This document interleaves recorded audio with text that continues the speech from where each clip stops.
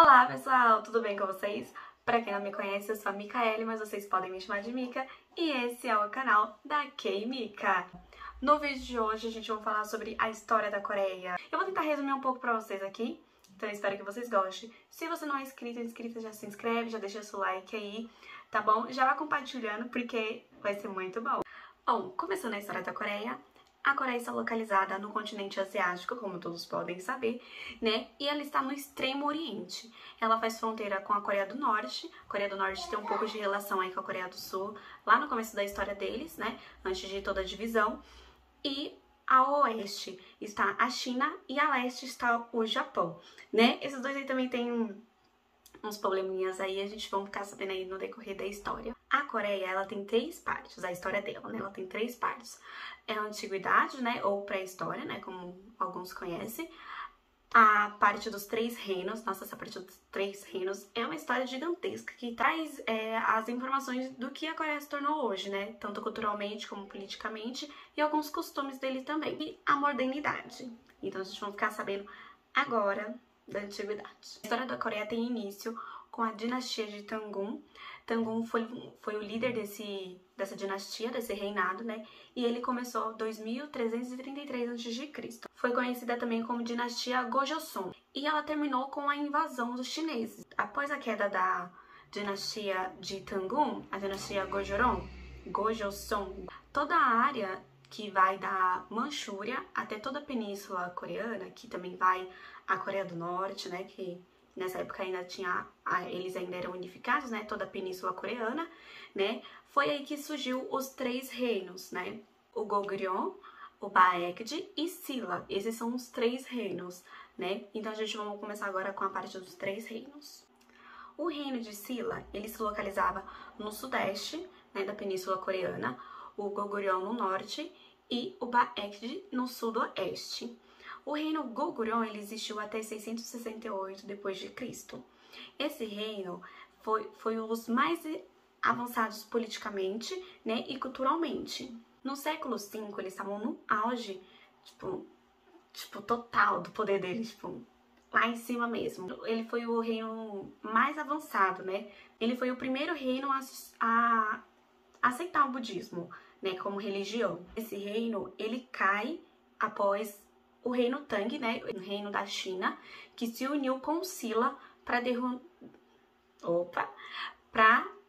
derrubar o reino de Goguryeo. O reino de Baekje, ele durou até 660 d.C., ele durou menos que o reino Goguryeo. Ela foi fundada na área que hoje está em torno de Seul, ali bem pertinho ali da capital de Seul. Esse reino, ele conseguiu ser um reino sofisticado e rico, porque ele tinha terras férteis, né, então era muito fácil ter agricultura, né, e ter uma boa vivência ali naquele local. Ele tinha uma relação amigável com o Japão e fez com que existisse uma transmissão cultural entre eles ali.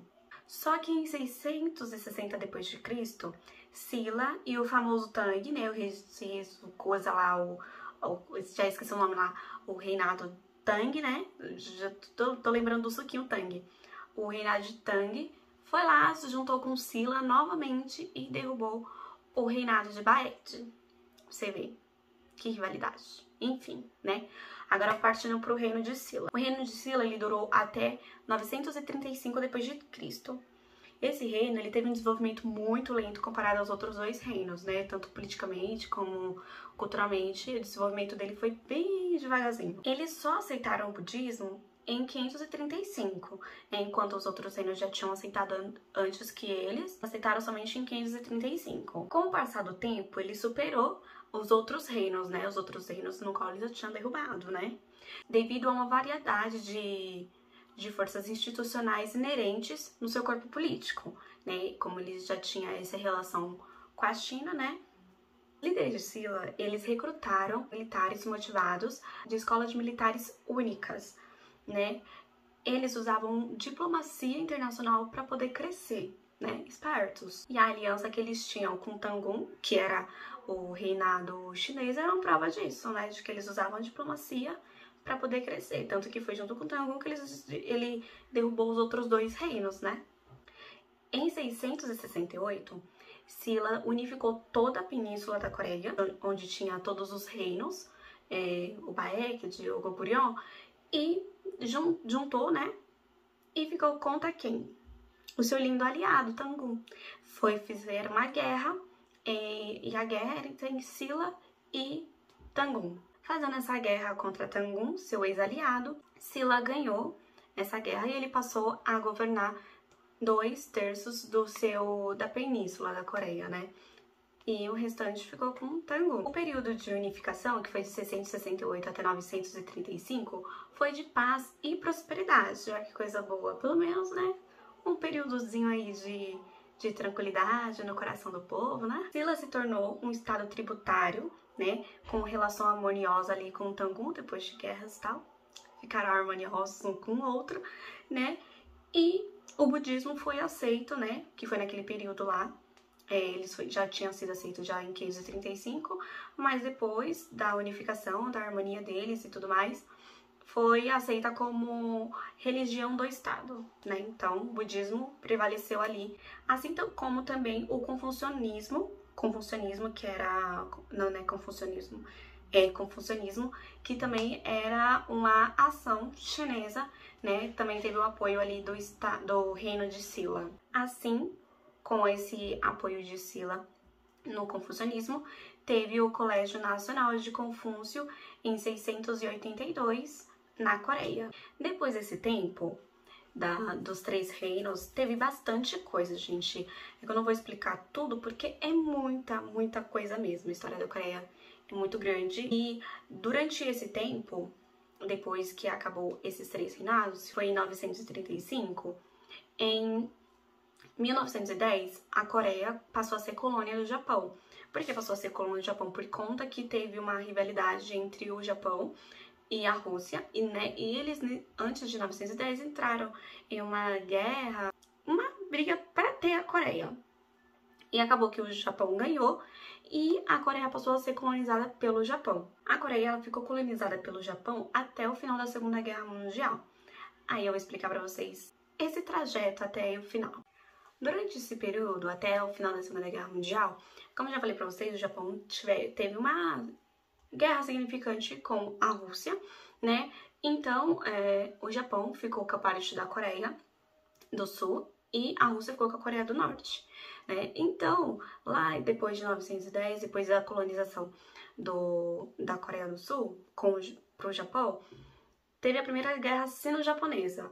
Essa Primeira Guerra Sino-Japonesa era entre o Japão e a China para comando da Coreia. Coitada da Coreia, gente.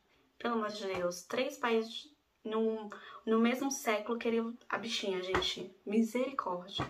Aí, né, teve essa guerra sino-japonesa, né, entre a China e o Japão. E também depois teve a Segunda Guerra Sino-Japonesa. A primeira quem ganhou foi o Japão, tomou várias terras ali da China e tudo mais. E teve a Segunda Guerra Sino-Japonesa também, considerada uma das maiores guerras asiáticas do século XX. A Segunda Guerra Sino-Japonesa, a China precisou de ajuda da União Soviética e dos Estados Unidos para combater com o Japão, porque o bichinho já não aguentou de ter pegado já as terras da China lá, né, de ter pegado as terras da bichinha, e aí querer mais. Então ele foi pra guerra de novo, né, que essa Segunda Guerra foi considerada uma das maiores guerras asiáticas do século XX. E aí a China, com a ajuda da União Soviética e dos Estados Unidos, derrubou o Japão e pegou suas terras de volta, né? E essa guerra sino-japonesa, ela aconteceu junto com a Segunda Guerra Mundial. Então, ao mesmo tempo que estava acontecendo uma guerra sino-japonesa no continente asiático, estava acontecendo também o final da Segunda Guerra Mundial. E ali no final, a China ganhou do Japão, recuperou seus territórios e tudo mais, e a Coreia se tornou independente. Então foi a partir dali... Nossa, tem um bicho passando aqui, ó. Tem um mosquito, não sei lá o que é que tá passando aqui. Então, a Coreia se tornou independente, né? E ela ficou também ao comando dos Estados Unidos, né? Que os Estados Unidos também era um país independente, mas por conta da ajuda, eles adquiriram ali a democracia, que era, como os Estados Unidos também é democrático, eles adquiriram a democracia dos Estados Unidos, né? Onde tem um presidente. Aqui que nem o Brasil que tem um presidente, mas não convém nós a falar agora. Depois da independência da Coreia, né? Como ela teve a ajuda dos Estados Unidos e da União Soviética, a União Soviética ficou com a parte do norte, né? Ficou com a parte do norte e os Estados Unidos ficou com o sul. Aí teve a divisão entre Coreia do Norte e Coreia do Sul. Hoje a Coreia é independente do jeito que ela é, né? E é rica em tecnologia, ciência, estudos, né? Tem uma cultura gigantesca como artes, gastronomia, música, cinema. Hoje a Coreia é top, tem infraestrutura, de urbanização, de economia, né? Ela tem um PIB aí de mais de 1.789 bilhões de dólares, né? Conforme as fontes que eu vi, né?